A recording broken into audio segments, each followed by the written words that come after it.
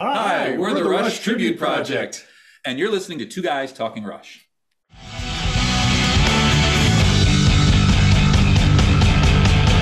Two guys talking Rush. Two guys talking Rush. Two guys talking Rush.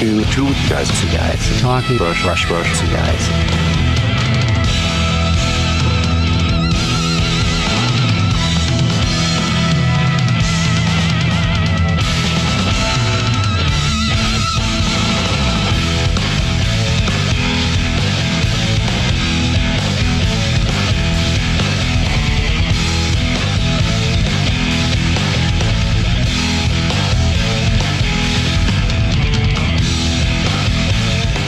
And now, get ready for the Two Guys Talking Rush podcast with your hosts, John Kane and Dan Buxton.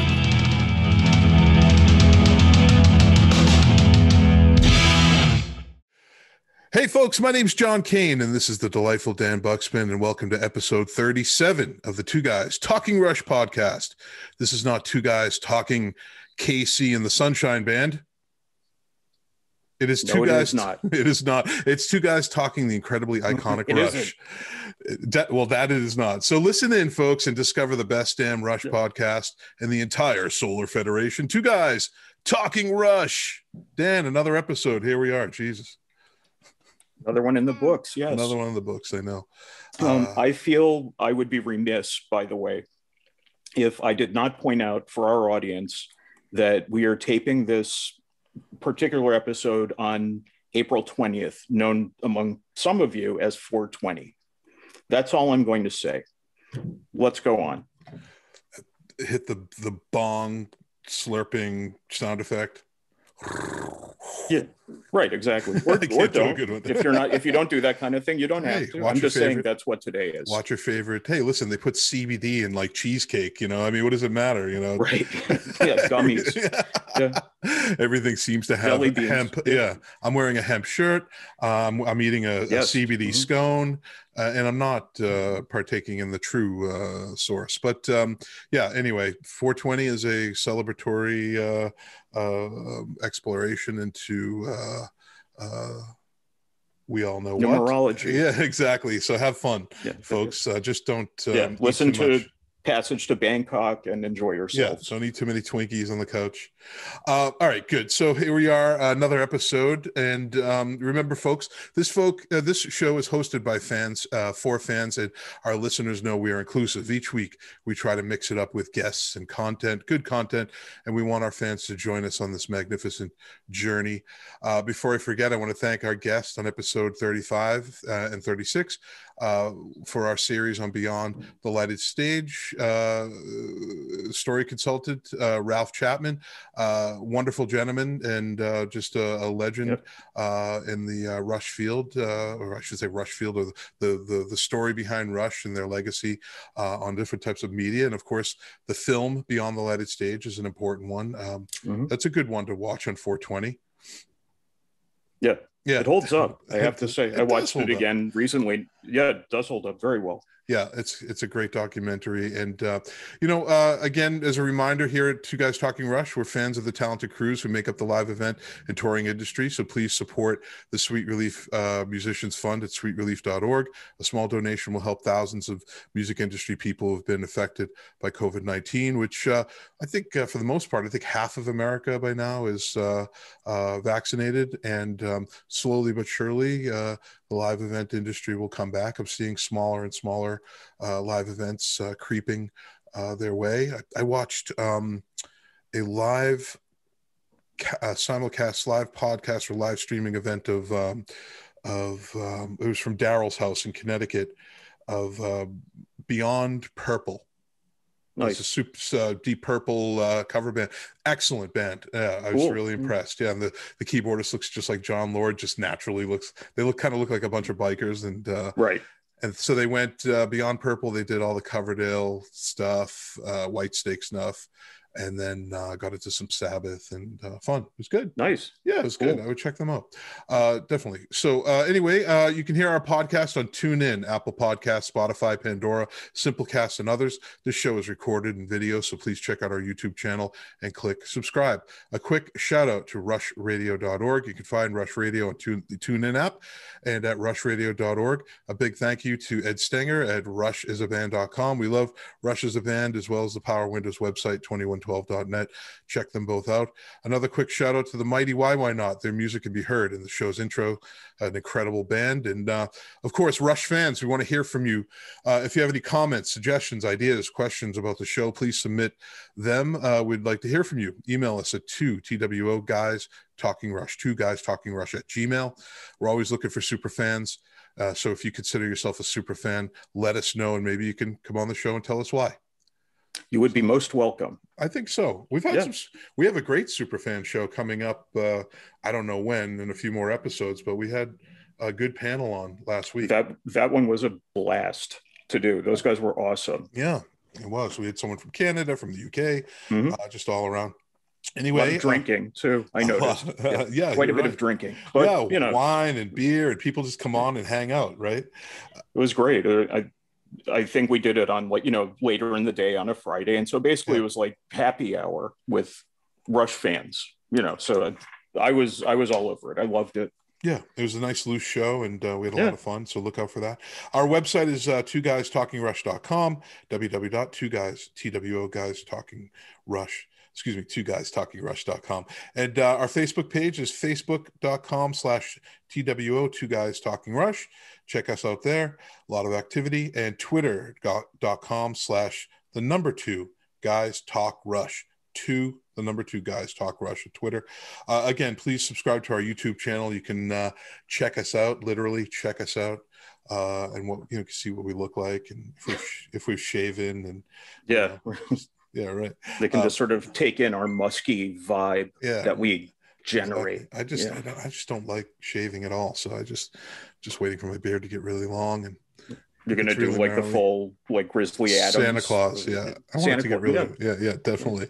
Well, anyway, as a reminder, we receive no revenue for doing this podcast. It does take a small amount to keep us going. If you're interested in fueling our passion and bringing you the most up-to-date and Rush news and awesome guests and content, check us out at the 2 Guys Talking Rush website. We have a store there.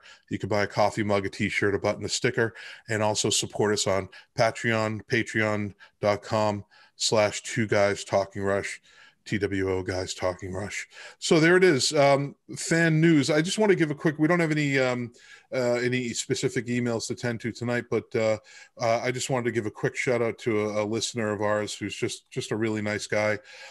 His name is Dave, and he heard over the series of these number of podcasts, I was always on the lookout for 2 of my favorite Rush albums on vinyl. He was a guest on our show, and all the way from the UK, Dave sent Presto and Roll the Bones on vinyl to me, and I almost kind of cried when I got them. Just really generous and so nice, and just a big shout out to Dave. He knows who he is, and just thank you so much. Great albums, and of course we had Stephen Taylor on the show, so we have this UK connection now, right? We had Stephen Taylor on an earlier episode, and of course he live engineered or mixed to these albums, and just a true connection there. Yep. Well, anyway, we always get into this month in Rush history. In 1945, going way back, British soldiers liberated the Nazi concentration camp Bergen-Belsen. Geddy Lee's mother was among the survivors, and her memories influenced the song Red Sector A, right? Amazing. None of us would be here right now otherwise. That's right. Yeah. 1975, Rush played the Stanley Theater in Pittsburgh, Pennsylvania on the Fly By Night tour with Kiss and the Heavy Metal Kids. Do you know the Heavy Metal Kids? I've heard of them. I've never heard a note of their music, though. So in 1975, a band was referenced as the Heavy Metal Kids. Kind of strange, right? That's early for that. No, maybe not. It was an established term at that point. I guess you're right. A lot of good it did them, though, apparently, since we've never heard of them. Yeah. Steppenwolf and, of course, Zeppelin always got pinned as a metal band, which is funny. Humble Pie also. Humble Pie, yes, right. Yeah. Strange. For some reason. I know. In 76, Rush played the Ambassador Theater in St. Louis, Missouri on the 2112 tour. In 77, they played the Memorial Coliseum in Fort Wayne, Indiana on the All the World's a Stage tour with Star Castle and Roy Buchanan. Interesting. In 77, they play the Public Hall in Cleveland, Ohio on the All the World's a Stage tour. In 77, they play the Grove City College Arena in Grove City, Pennsylvania on the same tour, All the World's a Stage. In 77, they play the Agricultural Hall and Allentown Fairgrounds in Allentown, Pennsylvania. That seems rural. The Agricultural Hall? Uh-huh. Yes, I would definitely say so, yeah. Sit on some hay and watch Rush, Jay. Yeah. In 79, they play the Coliseum in Greensboro, North Carolina on the Hemispheres tour with Molly Hatchet. Nice. Dan's favorite band. I actually like them a lot. I have to say. Although the covers do not match the music. I know. At What's up with that? I guess those are heavy metal covers, but that doesn't match not the music. No, definitely not. Would you consider Molly Hatchet a southern total rock band? 100%. 100%. Yeah. What's their biggest hit? Flirting with Disaster. Flirting with Disaster. Yeah. That's See, it's a great tune. It is. Immediately, it's you have the harmonized guitars, and it's brilliant, genius. Yeah. I love it. Yeah. They're going places. That Molly Hatchet. And of let course, me tell you, Dan, you're always flirting with Disaster on always talking Rush. Yeah. Mm-hmm. That's right. In 79, Rush played the Civic Center in Providence, Rhode Island on the Hemispheres tour. In 81, they play the Barton Coliseum in Little Rock, Arkansas on the Moving Pictures tour with Max Webster. 81, they play Mississippi Coliseum in Jackson, Mississippi on the Moving Pictures tour with Max Webster. And 81, they play the Mid-South Coliseum in Memphis, Tennessee on the Moving Pictures tour. Following the show, Max Webster officially disbanded. Interesting. In 86, they play the Spectrum, and I wonder if it was any Rush related. We're just not that good, or Heavy Metal Kids related, or Molly Hatchet related. I don't know. No one knows. No one knows why Max Webster officially disbanded on that day. In 86, Rush play the Spectrum in Philadelphia on the Power Windows tour with Blue Oyster Cult. Nice. That must have been interesting, huh? By 86, Rush are playing Power Windows, Blue Oyster Cult still carrying the flag. Well, I think they were sort of like in the era at that point. So, maybe a little on the on the trajectory, but definitely. I don't know. I mean, I know probably the first several albums of Blue Oyster Cult. There's a large discography there, right? I mean, how many albums? Yeah, and they're still doing stuff too. Or stuff is coming out under the Blue Oyster Cult name. Right. But no, the 70s albums every single one is a classic. Absolutely worth listening to. Yeah, for sure. Great. They're great. New Jersey, right? New Jersey band? Long Island. Long Island. Yes, that's it. Wow. Yes. Incredible. Frequently confused with one another, but Long Island. Sorry. In 86, Rush play the Spectrum in Philadelphia. I'm very offended. In 86, Rush play the Spectrum in Philadelphia, Pennsylvania. Again, that's a double hitter there. In 86, they play the Coliseum in Charlotte, North Carolina on the Power Windows tour. In 90, they play the Brendan Byrne Arena in East Rutherford, New Jersey on the Presto tour. In 92, they play the Scottish Exhibition Centre in Glasgow, Scotland on the Roll of Bones tour. And in 94, they play the Civic Arena in Pittsburgh on the Counterparts tour. In 2008, Snakes and Arrow live album version was released. They played the Amway Arena in Orlando, Florida on the Snakes and Arrows tour. The Snakes and Arrows live album, I need to revisit that. I just don't hit that up enough. It's really good. It is good, which should come as no surprise to you whatsoever. I know. I listened to it a lot and then I stopped. I gotta pick it up again. When they got into the more live albums than studio albums period, it was easy to start missing stuff and not give your undivided attention to everything that came out. It's good. It's Rush, so it's great, and they're not going to put out bad product. Right. But it can get lost in the shuffle though. Yeah, totally. Definitely. I'll have to pick that up again. In 2008, Rush played the New Orleans Arena in New Orleans, Louisiana on the Snakes and Arrows tour. In 2010, Snakes and Arrows live video was certified gold, platinum, and 2 times platinum. 2011, a 7-inch limited edition colored vinyl of Caravan single backed by BU2B was released for International Record Store Day. I have that, I think. 2011, Rush played the Quicken Loans Arena in Cleveland, Ohio on the Time Machine Tour. The concert was later released as Time Machine 2011 Live in Cleveland. That's cool. In 2011, they play the Bell Center in Montreal, Quebec on the Time Machine Tour. 2013, the soundtrack to the Rob Zombie film, The Lords of Salem, was released, featuring the Spirit of Radio. I was actually living in Salem when they were filming that. Oh. Yeah. Did I ever ask you, do you like Rob Zombie? How can I put this? No, I don't. No, that's my final answer is no. All right. I'm a horror snob. So are you? Yes. And so there's a whole other. Which means you love horror. Yes. And I'm kind of an asshole about it, which I'm sure is hard to believe. But yeah, I'm even more opinionated about that stuff than I am about music, if you can even imagine that. Is there any Rob Zombie film that you like? Nope. Wow. Are you a fan of White Zombie? No. Oh, I guess Rob's never coming on the show along with Jimmy Fallon. I met his brother though. Very nice guy. Power yes. Man 5000. Mm-hmm. Yeah. Very good guy. Whatever happened to them? I don't know. Oh. They're from my neck of the woods, I think. Yeah, I know. They're massholes. Yeah, they grew up in... that's how I know him, is because I worked at the Tower Records. God, of course, I can't remember the name. It was right next to Newberry Comics. Yeah. And he was working there on also. Mass Ave. On Mass... Right, yeah, exactly. Sorry, it's a little hazy up there. No. You worked there? How long did you work there for? Just a couple of months. Oh, I met a ton of bands there because they did all those meet and greets there for years. Mm-hmm. They had good meet and greets, man. Excellent. I met New Kids on the Block there. Oh. Yeah, at the meet and greet. You'll never forget it. I won't. Here I am today, and it's still worthy of mention on the Two Guys Talking Rush podcast. I bet you those guys are probably into Rush. I don't think they're all hip hoppy. Who knows? I don't know anything about it. I don't know. And I grew up in Boston, so I don't know. It's your business to know if you grew up in Boston. I know. I fail. I know they're very wealthy, though. I know that, and I know.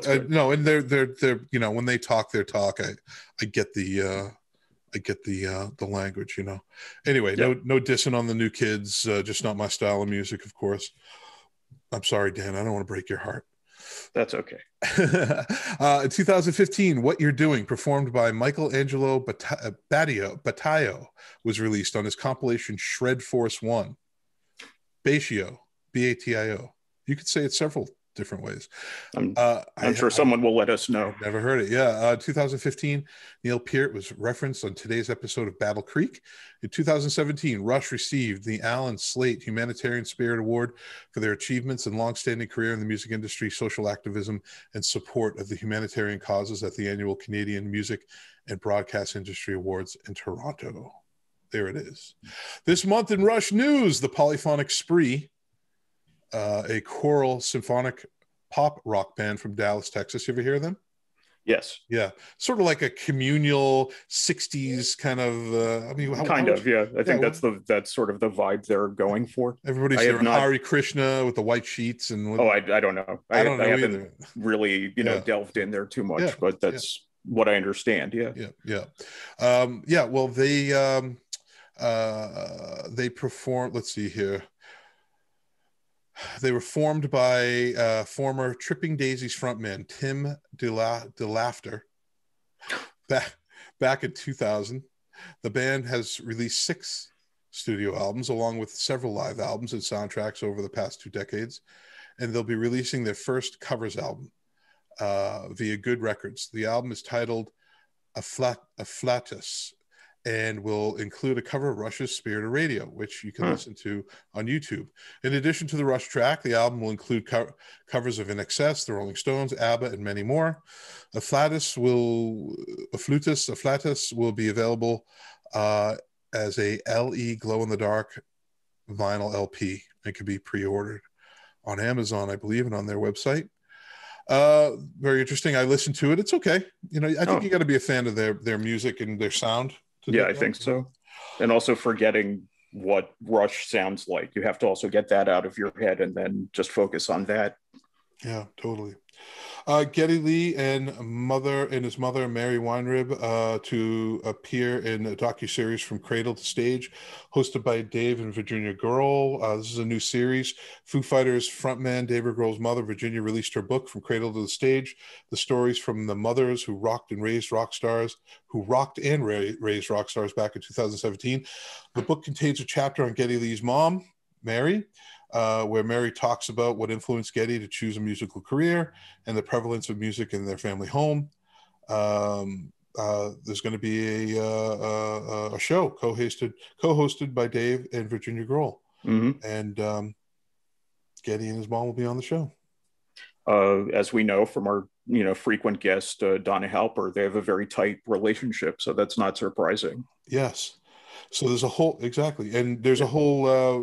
bunch of musicians and their moms that are going to be on the show. So that'll be interesting. Yeah. I would like to see Gene Simmons and his mother. I don't know if that's still possible. I don't know if his mom. But that would be funny. That would be very funny. Yeah. Ozzy and his mom? Is Ozzy his mom? Jesus. Train wreck. I don't know. Yeah. Well, anyway, Geddy Lee's wife, Nancy's birthday was recent, and Geddy took to Instagram, which he's been doing lately, to send his longtime spouse some birthday well wishes. The pair met via Nancy's brother, Lindy, who was an early incarnation of Rush for a short time.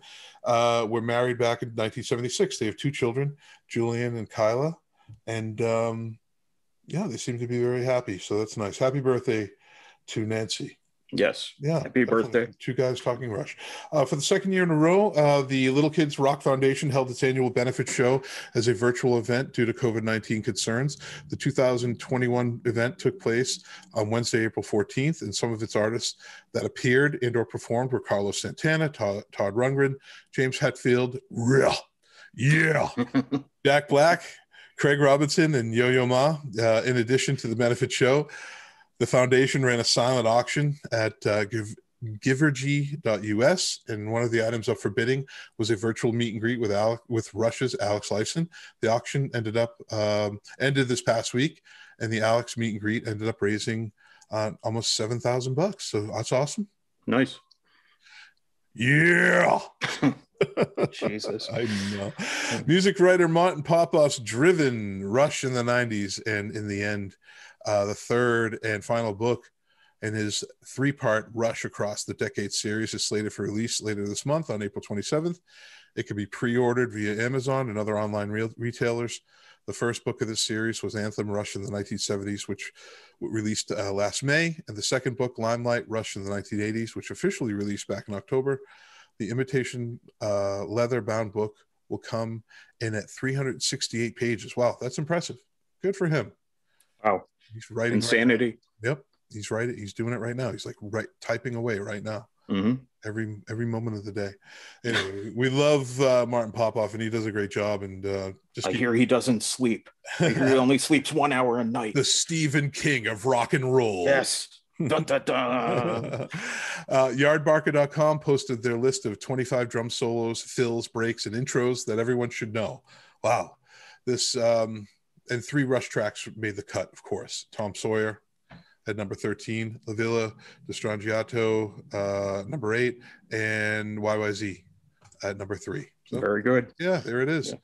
Yeah. Leslie Yelinin at McSweeney's Daily Humor website wrote an article this past week titled "An FAQ About Your New Birth Control: The Music of Rush." Oh, a satirical take on using Rush as birth control. Here it goes. No one has ever gotten pregnant while listening to the music of Rush. Clinical studies show that when combined with watching a male sexual partner play their bass along to the extended solo in Free Will, the contraceptive efficacy of Rush approaches 100%. Some women report feeling incredibly uncool. You may develop medium to severe irritation when your male sexual partner gives an impassioned 10-minute speech on how Neil Peart was the greatest percussionist in human history. Fans of Rush may tell you that women just can't handle complicated time signatures and cerebral lyrics. This is a serious and irreversible side effect called sexism. Women who experience this adverse reaction should call their doctor, all of their friends, and then post their entire exchange on Twitter. Thoughts? I bet you have some. Well, My first question would be, what does Leslie listen to? My second question would be, does she have any children?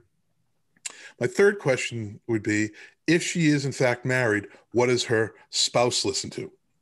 I'm glad you asked that. As it so happens, I have contacted this person about possibly appearing on the show. Good. She has a spouse. Oh. Rush fan. Oh, so wait a minute. This is about him. And they have a kid. Oh. So I'm just saying, maybe that particular method of contraception is maybe 90% effective. So it seems as though Leslie is using McSweeney to really take it out on her marriage.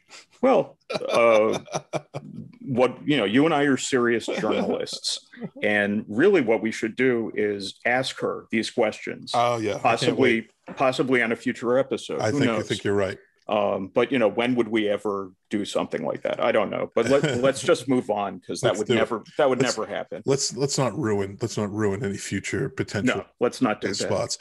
Spin Magazine posted an article this past week on the 50 best albums of 1981, and Rush's Moving Pictures was included. What do you think about that one? Typical. Well, yeah. I mean, yeah. Basically. The news on that would be, if it wasn't included. Yeah, if it didn't. Yeah, right. If it exactly. didn't make it, right. Duh. Yeah. Ultimate Classic Rock posted their list. Oh, it's like a year of lists. I think COVID has really brought on the lists. The culture has become like listier and listier over the past decade. Why? It started, honestly. There's nothing left to talk about, or what? It all started with websites changing all their articles to slideshows so they could get more clicks per article. Yeah. So that, I think, just kind of got readers into like sort of a list mentality, and now everything is a list. And after a while, you don't even have to explain each list item. It's just 1, 2, 3, 4, so that's easy. Yeah. You just make your ranking anyway, and that's controversial in itself. So, well, here's another one. Ultimate Classic Rock posted their list of 41 of rock's most memorable farewell albums this past week, and Rush's Clockwork Angels made the cut. Before I get into the details, what other memorable farewell albums? Are only ones released while the group was still together eligible? Because I know a lot of people would pick like Let It Be, but the Beatles had already broken up at that point. Yeah. But I guess memorable farewell albums that were intentionally farewell. Like albums. This is not albums that just were they just happened to be the end of the career of them. And you could also be funny. You could also say, Frampton Comes Alive. Brutal. But true. Yeah, it is true. It is true. Yeah. Ouch. So I love that. I mean, actually, I like Peter Frampton. Yeah. Having said that, we'll think of what happened thereafter. Yeah. I mean, yikes. But what other album would be considered? Well, I guess the same could be said about. I don't want to offend Metallica fans, but I guess Injustice for All.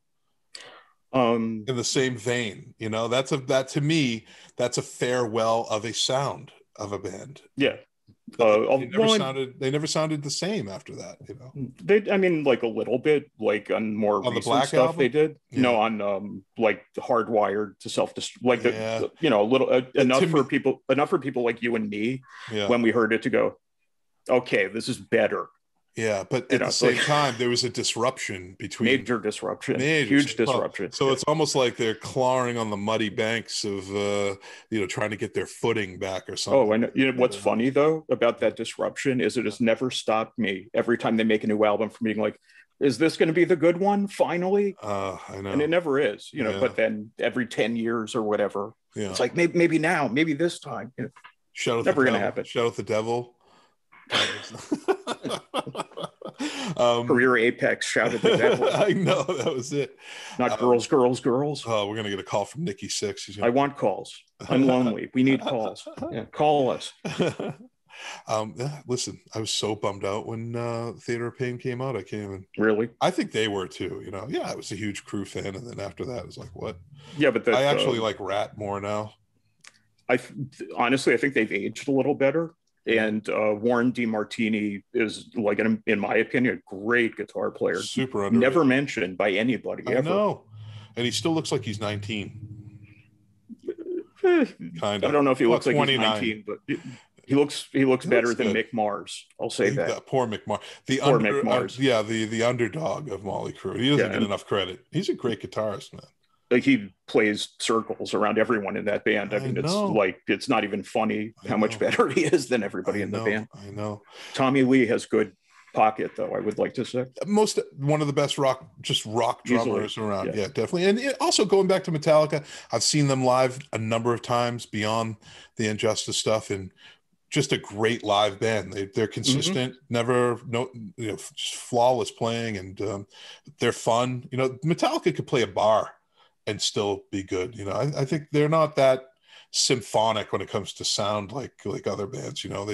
They could bring it down a notch and still rock out a club, most definitely. To me, at heart, they are still like that kind of a band, that the audience simply became bigger on its own. That's all. Not through their courting them necessarily. So. Yeah. I mean, I've had a long history with Metallica. I'm opinionated about them, but and I know they have super. We all are. I know we are, and they don't care. They're doing all right. No, they clearly do not give a shit what you and I think. Yeah. I do like that topic, though. Most memorable farewell albums. Anyway, I think that Clockwork Angels is by far probably one of the best. Even if I wasn't a Rush fan, one of the most notable, I'd say, farewell albums that just really, for a band of that age, of that caliber, to produce something with such quality and meaningfulness, boy, you can't get any better. It says here, Rush's 19th studio album, LP, felt like goodbye, even if it wasn't billed as one. Peart's ambitious steampunk story and a young man's quest to follow his dreams, he's caught between the grandiose forces of order and chaos, was their first album-wide concept, neatly expanded on many of his previous themes, and the record closed with the tear-jerking orchestral finale, The Garden, that felt like the equivalent of a film's closing credits. Rush carried that sense of finality into their R40 anniversary tour 3 years later, digging deep for a reverse chronological set list, balancing rarities and classics. Peart quietly announced his retirement soon after, and the drummer's death in January 2020 made it official. Rush were over. That's finished, right? Lee told Rolling Stone. I'm still very proud of what we've done. I don't know what I will do again in music, he says, and I'm sure Alex Lifeson doesn't either, whether it's going to be together or apart or whatever, but the music of Rush is always part of our lives, so that's really cool.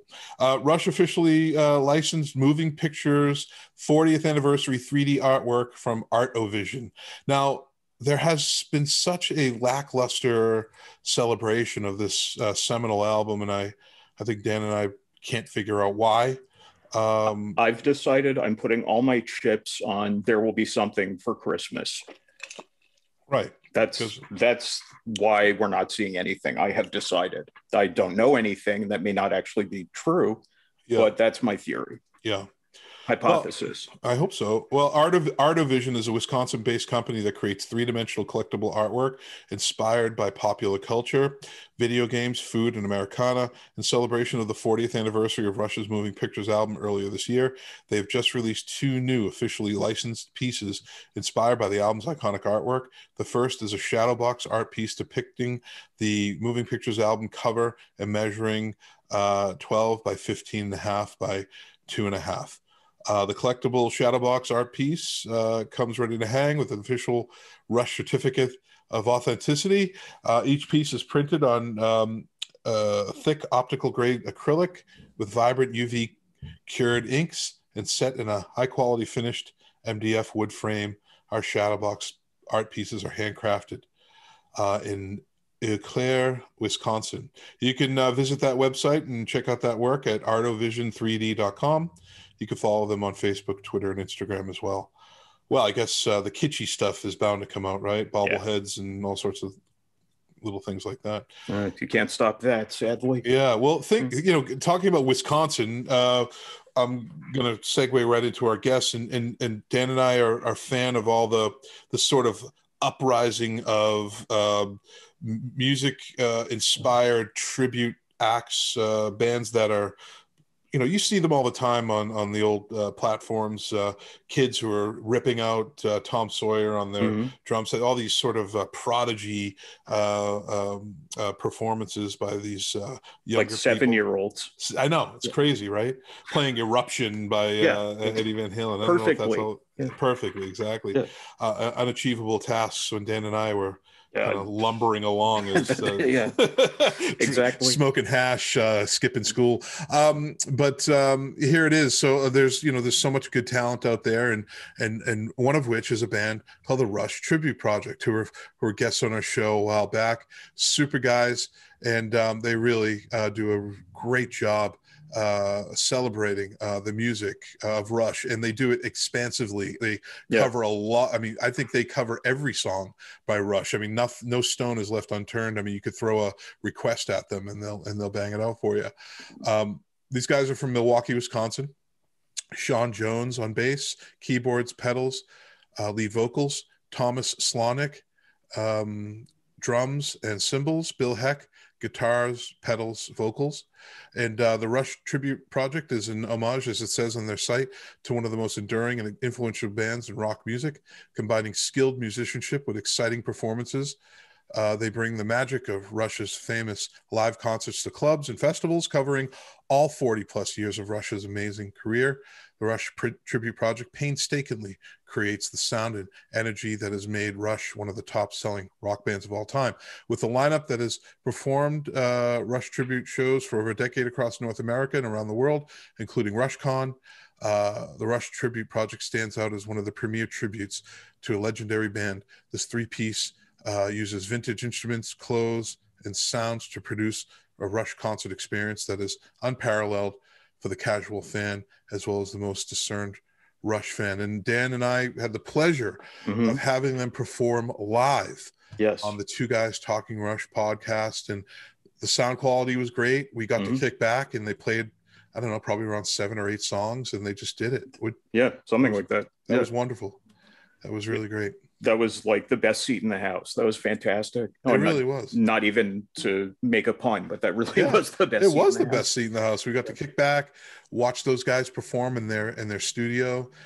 They answered questions. We talked about Rush, and it's nice to hear and talk about Rush from people who actually execute the music, because for me, it's just a lot of air drumming and a lot of air guitaring.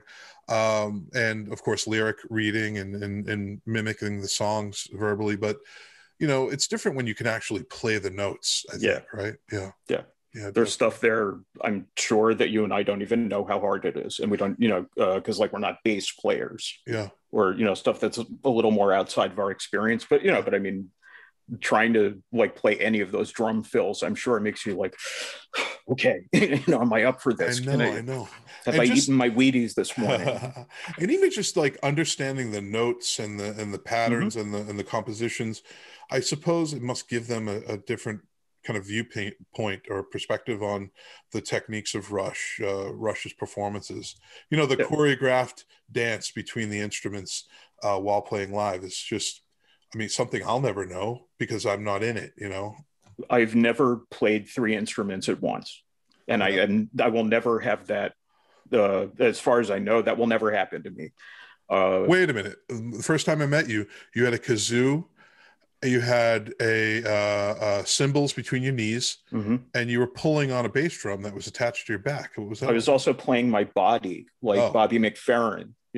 So 4 instruments. I was so impressed by you. I'm like, that guy, he's going places. He must love Rush.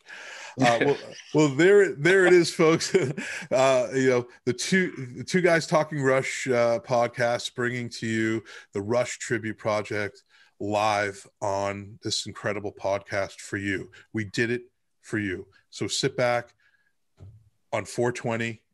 When this comes out, it's going to be 425. Something. Yeah. Still just celebrate the way you want to celebrate, and crank up the tunes and check out the Rush Tribute Project on Two Guys Talking Rush. How are you guys? Great. How about yourself? Doing all right. Well, thanks for coming on to Two Guys Talking Rush. If you haven't heard the the podcast before. Well, by the way, this is Dan Buxman here. How's it going? Co-host. Hey, Dan. I'm John Kane, and again, thanks for coming on. We like you are paying tribute to our most favorite band of all time, just in a different format, right? And Two Guys Talking Rush. Time to time, as I mentioned before you guys came on, we sort of gave you a little bit of an intro that we try to include those who are out there in the ethos that are doing or are inspired by Rush to do incredible things, whether it's recreating the music, whether it's authoring a book, creating artwork. That's what our podcast is all about, how Rush has sort of gone on and inspired a culture, politics, society in some way, and talking to those people who are involved in that. So maybe you guys could start by introducing yourselves, and we'll begin there. Yeah, go ahead, Sean. His name's on the screen. We're going to make him go first. There you go. Okay, yeah. I'm Sean Jones. I'm the Getting in the band. Oh, okay. Well, yeah, we can talk a little more about. Okay.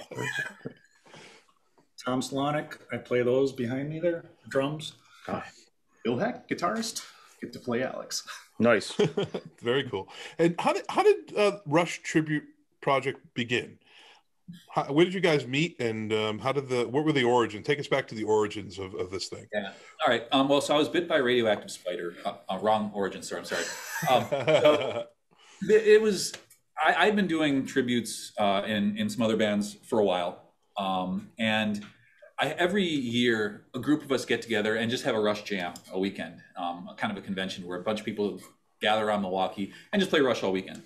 And that's where I met Tom. That was 10, 11, 12 years, something like that, quite a while ago, because we're old. And he came and started jamming with us. And then probably a year after that started pestering me to start a band. I was already in a tribute band. I still do play out in California with Crest of Steel once in a while. And so I wasn't really looking to do a band, but he was persistent.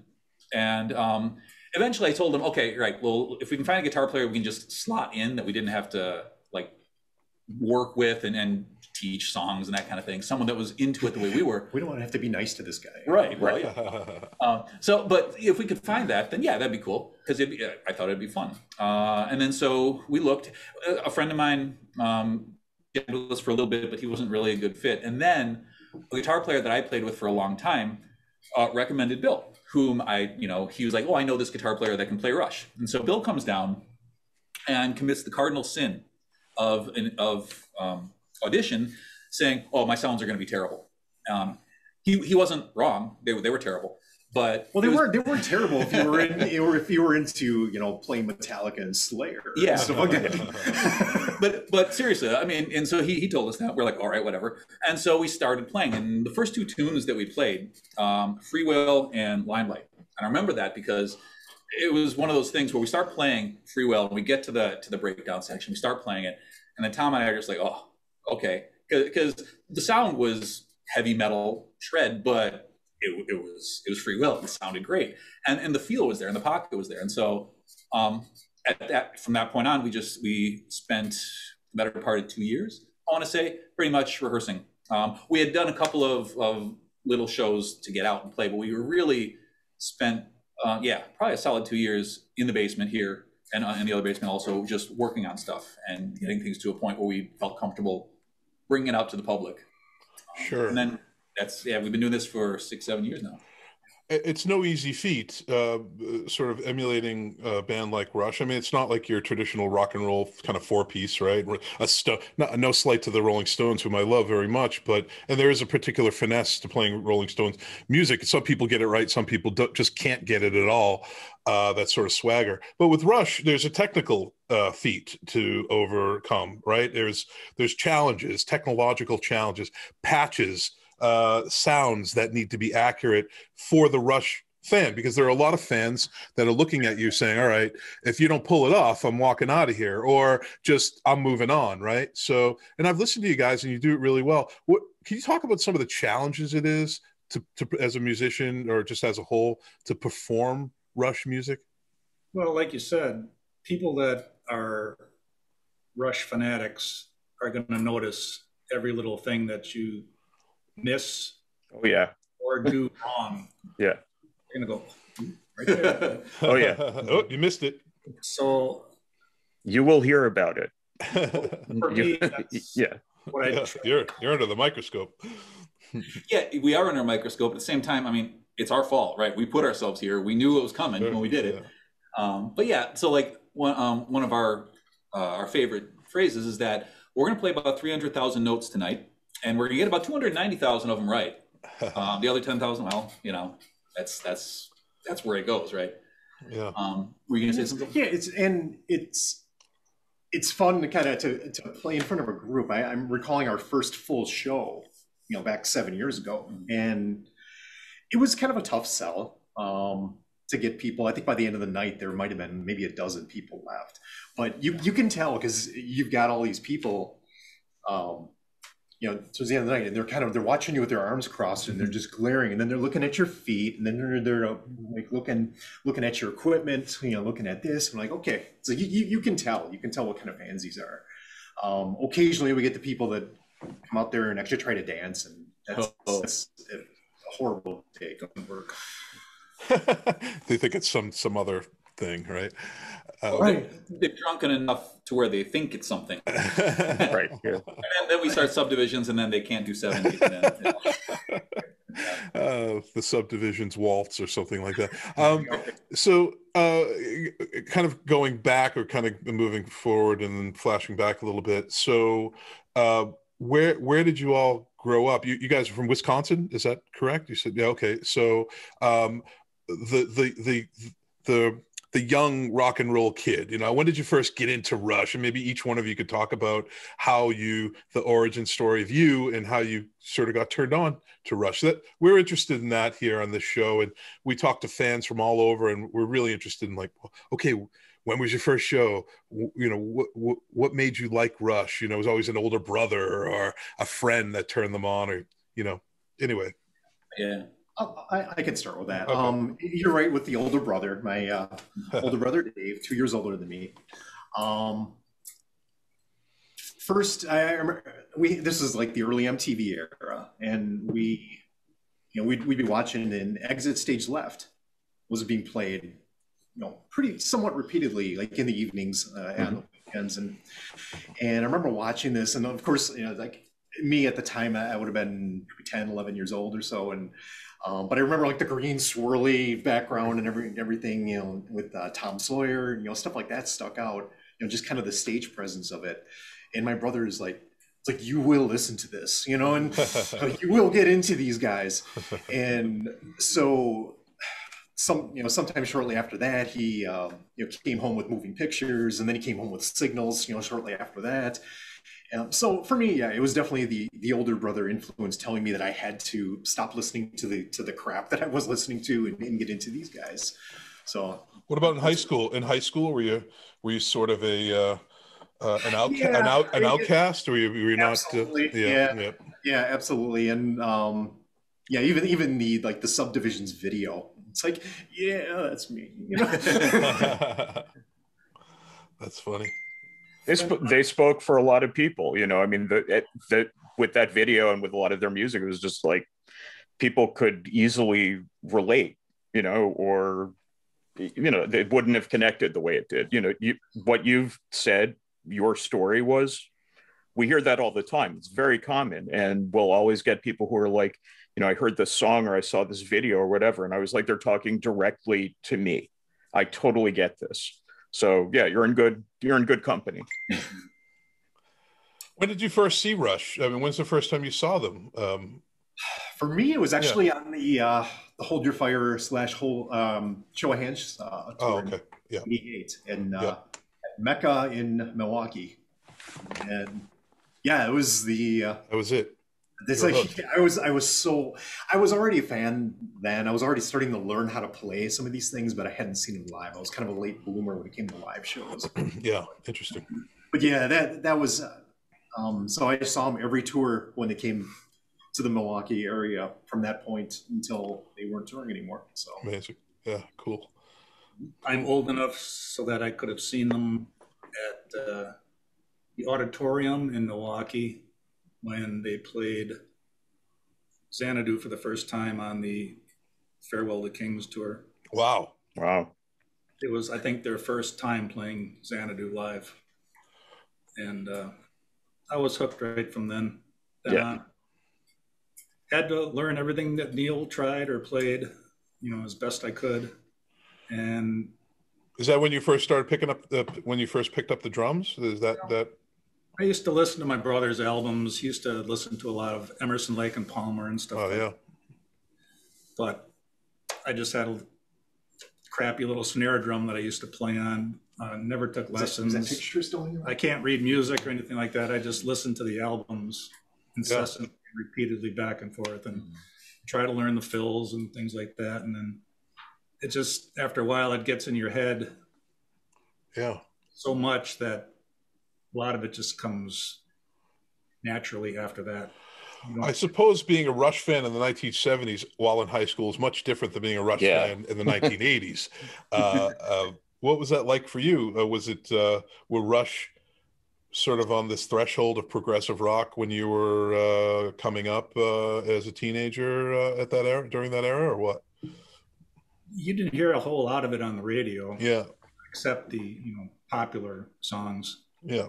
So you really had to dig deep into the albums to learn what Rush is about. Sure. How perfect they are. And when they started to sort of transition into more of a precise technological sound with the advent of just, I guess, the evolution of technology as it relates to instruments, did that bother you? Did you like the newer stuff coming out, or was it like, whoa, this doesn't sound like Xanadu anymore, this sounds like, new wave or whatever? I mean, did you ever feel that way? Or every time a new album came out, I was like, I don't know if I like this. And then after the third time, this is good. Yeah. I always found that with albums that like, oh, this really sucks. And then you end up loving it. It ends up being the album you love, So I guess that was a sort of a sign that something was good if you're really turned off by it, right? Hold Your Fire actually did that for me. Like so many people out there didn't like it. Yeah, I love it. And a friend of mine kind of like, oh, check this out. And he kept, I still remember him talking about like the sound. It's like, this is just movie theater, surround sound. It's perfect, so I just remember listening to it, with headphones, thinking like, wow, there's so much to this. So I was one of those people that really kind of liked that era, even though I had a lot of friends that were getting into them that pretty much after Signals, they were starting to get out of them. And I got John back here just raised his hand. But cool. Yeah. So go ahead. No, go ahead. So I'm just a little bit younger than the other two, and come from a really different place. Like Bill was very much into guitar rock and Guitar Hero kind of sounds. And like Tom was saying, he had his older brothers playing and stuff, and growing up in the 70s as opposed to in the 80s. And so I ended up coming to them as someone who didn't play any rock and roll at all. I was a performance major, a saxophone performance major in college, and playing jazz and listening to a lot of pop radio and rock too. But it wasn't as big of a deal to me. And so for me, coming to Rush, my senior year in high school, a friend of mine said, "Hey, Rush is coming, let's get tickets." And I'm like, okay, because I had heard, I had seen the Grace Under Pressure video on MTV, Show of Hands. Like, I knew who they were, I liked them. I just wasn't an enormous fan. But going to, and this is '89, so this would have been the Presto tour, going to Alpine Valley and seeing that show and seeing the performance, that's what did it for me. It was having, I already listened to and liked a lot of the stuff, but just watching the three of them play and the whole presentation, the 50-foot inflatable bunnies, you name it, like just the whole spectacle, along with this amazing musicianship, right? Sure. That's what really hooked me, because I was a lot more into prog rock, ELP, Yes, Kansas, Genesis, that kind of thing. That's where I came from. And so for me, the 70s music was awesome. The heaviness wasn't what it was all about. Like for me, I grew up with the synthesizer sounds, and so it was never an issue for when I was listening to like Hold Your Fire, for example. It was a great album. I heard it was a great album the first time I heard it.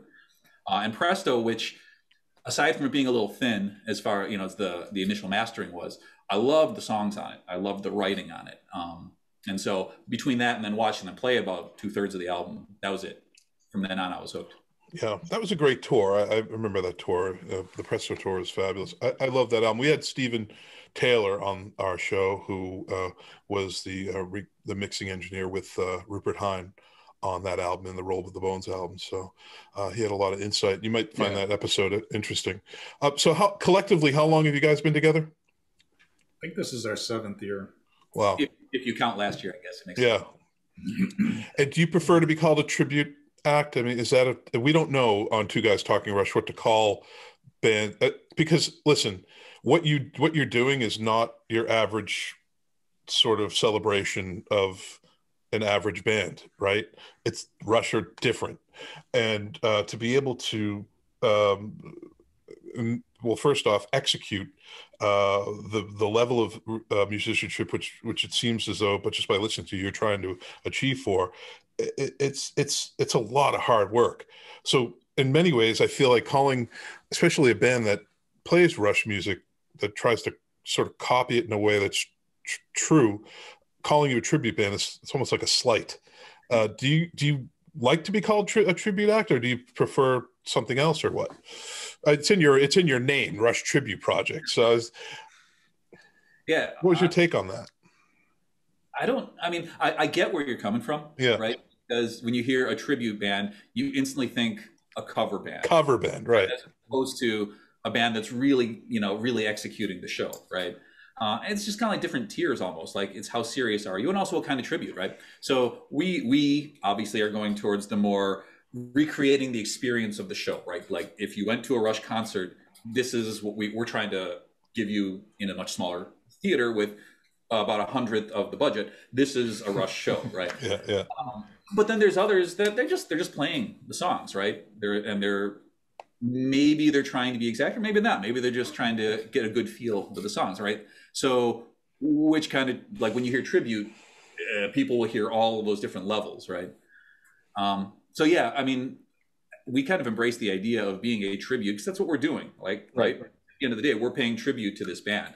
This is probably one of the only bands I could continually play this music and not feel like, all right, I don't ever need to play this again. Yeah, sort of like trapped in the music or something, right? Yeah.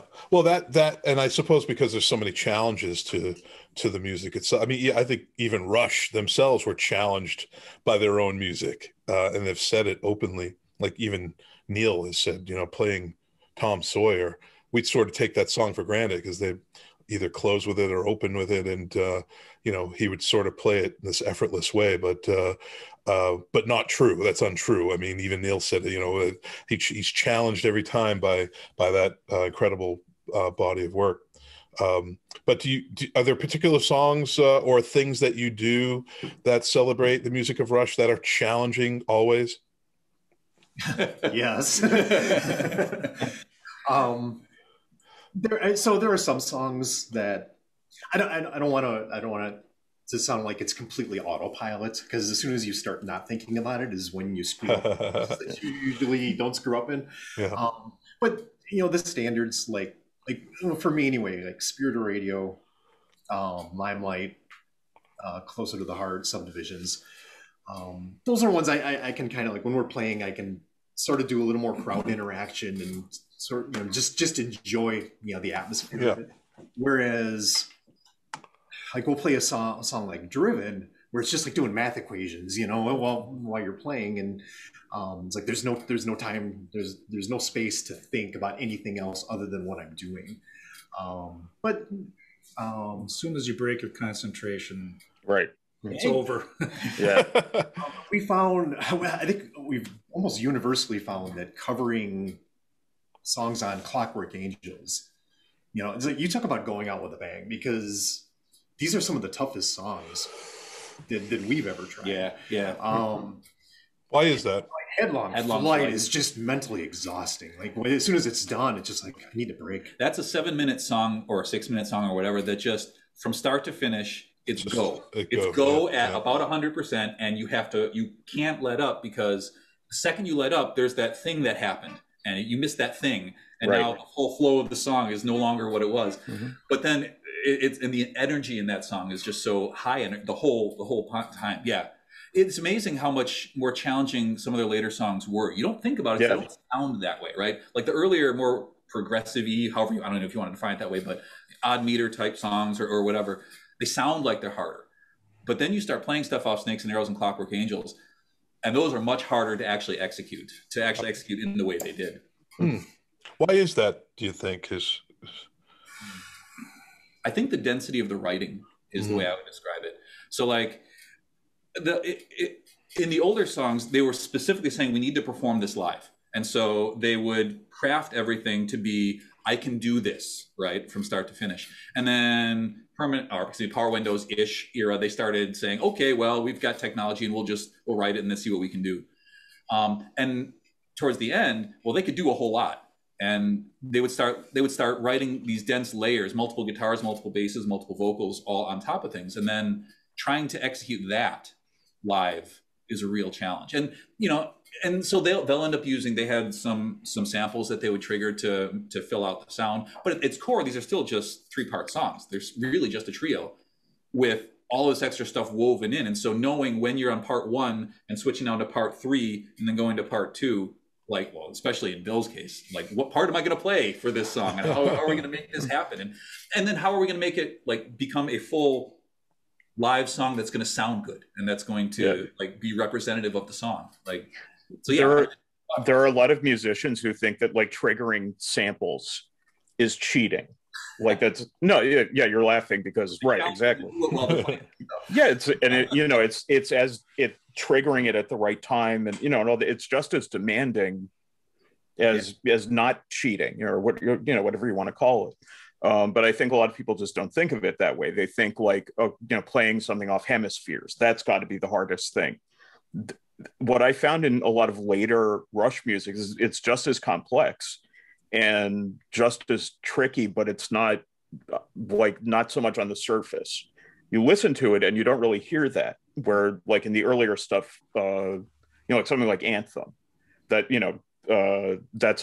that's a challenge, I think, for like a younger player to try to pick apart and that sort of thing, where you would think just hitting triggering a sample is, oh, that's easy, just do this. But when the shit hits the fan while you guys are playing, and you're doing this, and you have to do this, it's the whole thing is hard. It's not about like that specific elements are hard. It's the whole package. Like you really have to be firing on all cylinders all the time. Yeah, and all 3 of us have to at the same time. Right. Exactly. I would not want to be the one who fucks it up. I would not want to be that guy. Yeah. That's funny. Yeah. I was, as we're talking about this, I'm thinking of Earthshine. A lot of times I love that song. Yeah, I do too. We'll talk among the 3 of us about risk versus reward. Yeah. And we'll talk about like how much work do we need to put in to make this song work versus how much is the audience going to appreciate the work that was put in. And Earthshine is one of those songs where on the surface it just sounds like an easy, almost a 3-chord song. Yeah. But the timing is like the chorus. Like all 3 choruses have different times to them, and there's like this one has an extra beat, and this one doesn't, and then this one takes away. And it's just like if you miss, for all 3 of us, if any of us miss the timing on those, things go. Yeah, things are. Oh yeah. So it's one of those songs. It's like it just doesn't sound hard, but yeah. I was always so happy when Rush played that live. I always wish they played the song Vapor Trail live. Oh, yeah. I love that.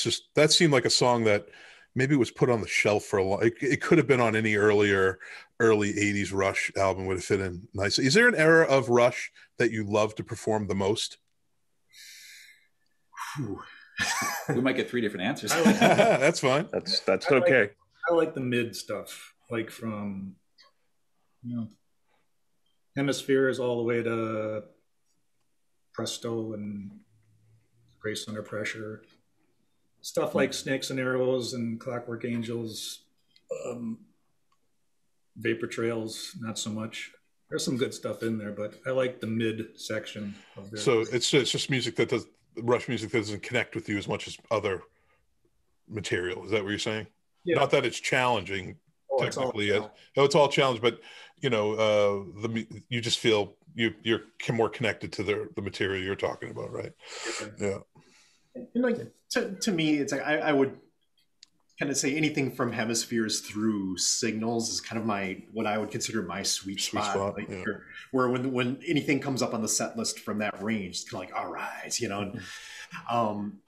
whereas like for me, there are certain songs that they release that I kind of wish they hadn't, but I do like all eras for various reasons. You said that. Now I need to know what you're not getting off that easy. Yeah. I think I find more enjoyment in finding out what people don't like about Rush than what they do like. So I mean, Test for Echo. So like the song "Bet Your Life" off of I can't stand that song. Yeah, off of Roll the Bones. Yeah. I've got all my stuff on random in the car or whatever. That one's getting a quick next, It's like, and it's just so it's not like, you don't perform that, is what you're saying. We haven't, and nobody would like it, right? Okay. But then again, like I love stuff like the Necromancer and the Fountain, but we haven't performed those either because we'd have like 6 people that thought it was the greatest thing in the world, and everybody else thinking, what was that? Yeah. So, but there's that mid kind of sweet spot. I like playing stuff from all different eras. Probably the one era that I like playing the least would probably be the first album. Yeah. Huh.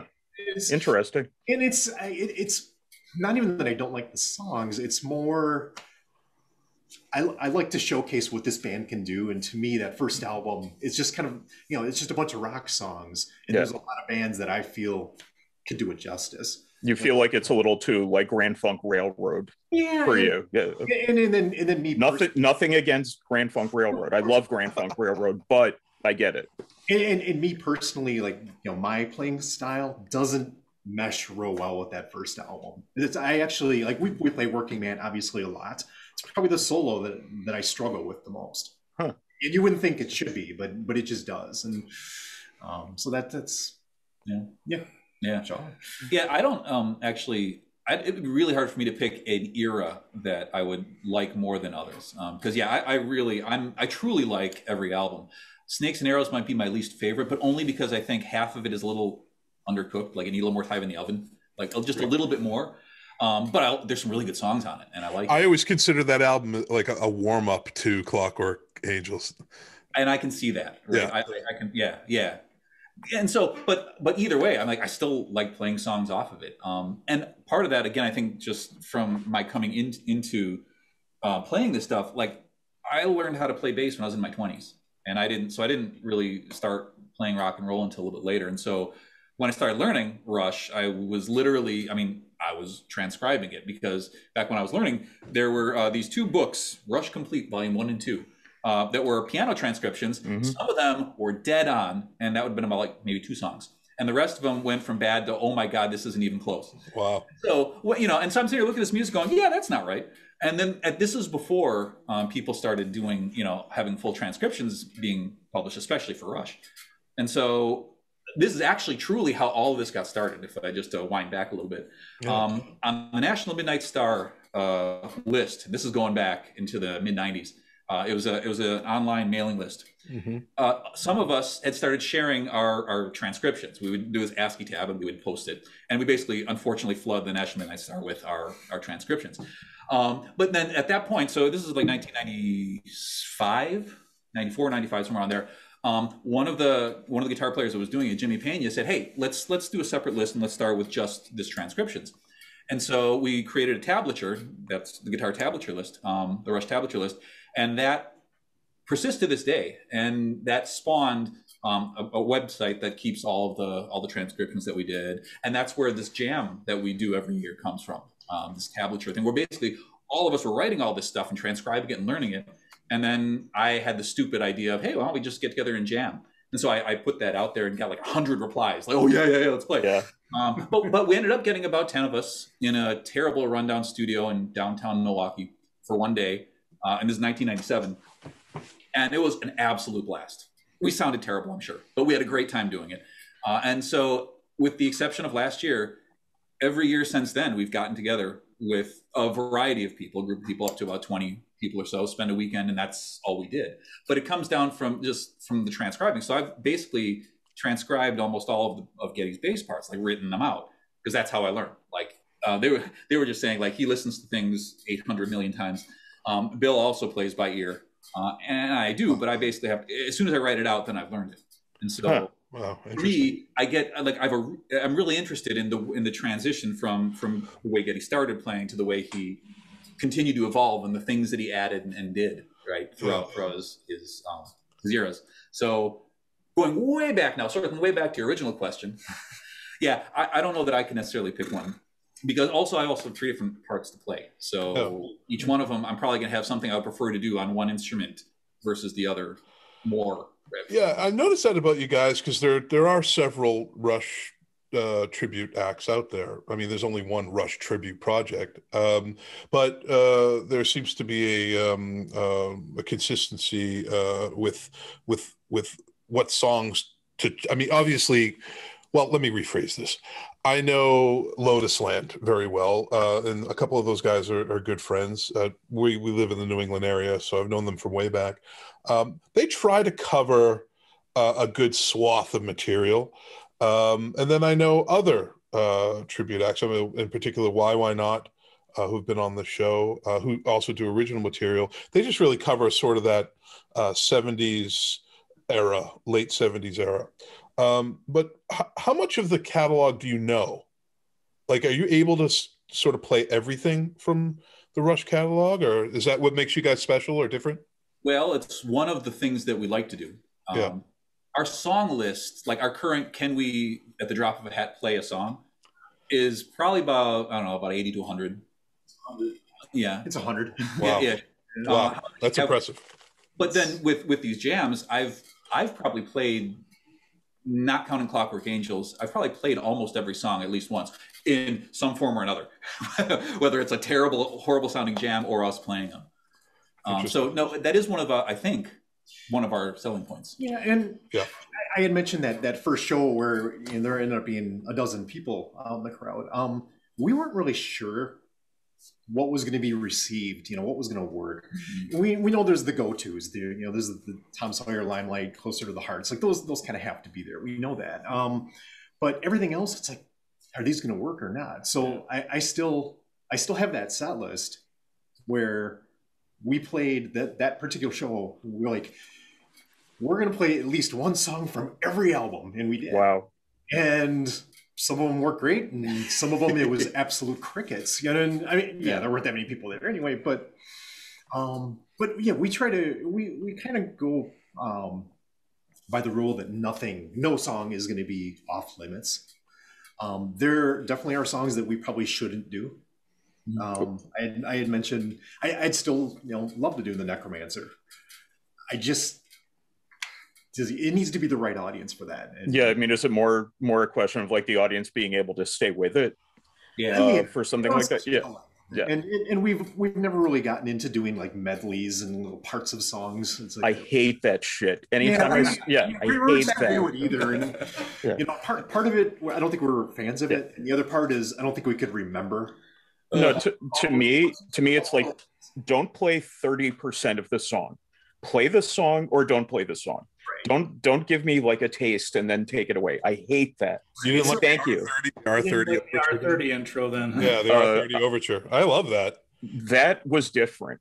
That's like a song unto itself. I mean, it was just like such a unique thing, and I felt also at that point necessary.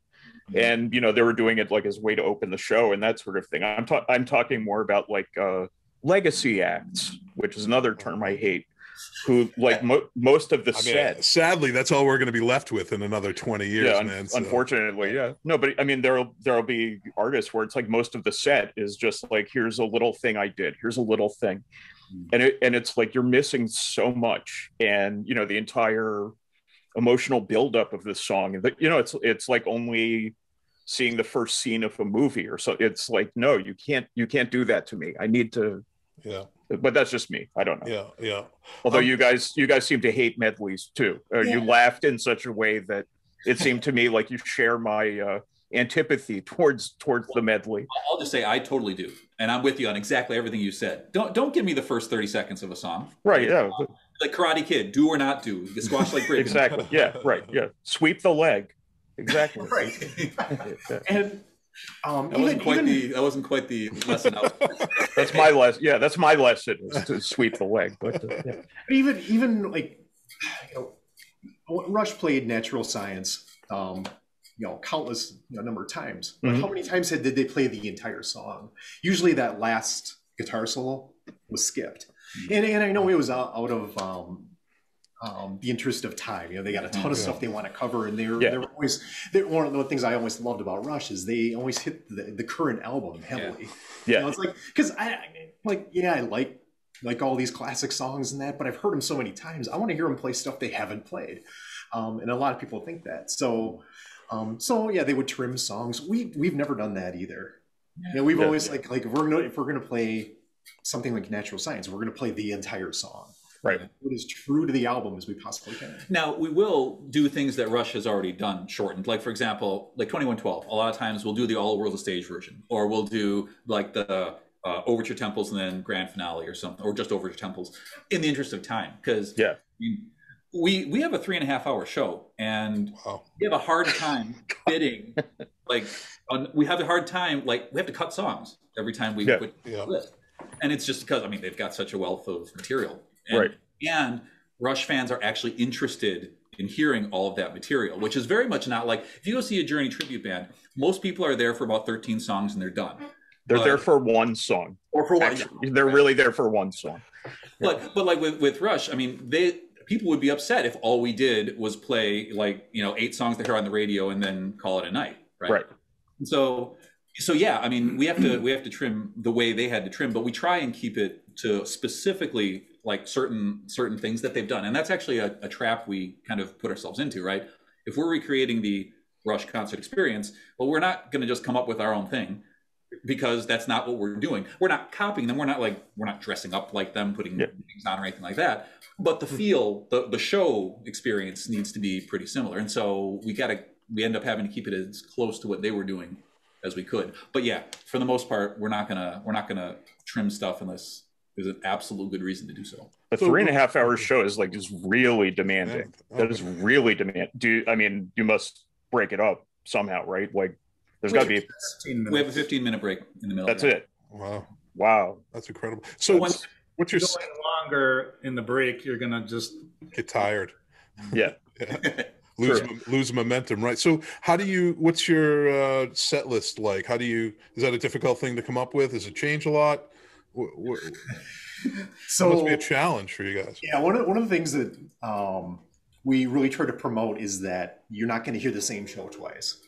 And there's probably somewhat of a lie. I'm sure, it's a bit of a lie. I'm sure there are, like, we did 3 shows in Texas last year, and I think we used the same set list for two of them. Yeah. So depending on the time, there's not always a reason to make everything completely unique, especially if we're bouncing cities. But we really try to keep it. In fact, our good friend John, who's sitting right here, has kind of become the set list master, and created this gigantic spreadsheet of, like, for instance, we're going to be playing a show in Cincinnati coming up in 3 weeks, and so 3 weeks from now, which means likely people. Good point. 3 weeks already from been we're done. talking about, and he looked at the database like, okay, you played this and this and this. Like, you're a little light on this stuff, so it's like let's do that. So we've customized a set list. Yeah, we're not hit the things that we haven't played there. We're not geeks at all. We didn't actually create a spreadsheet just to figure out. I think it actually has a heat map on it. Like algorithm. Setmaster 3000 or something. Yeah. Two guys talking, Rush 2 guys. 2 guys talking, Rush 2 guys talking, Rush 2 guys. 2 guys talking, Rush 2 guys.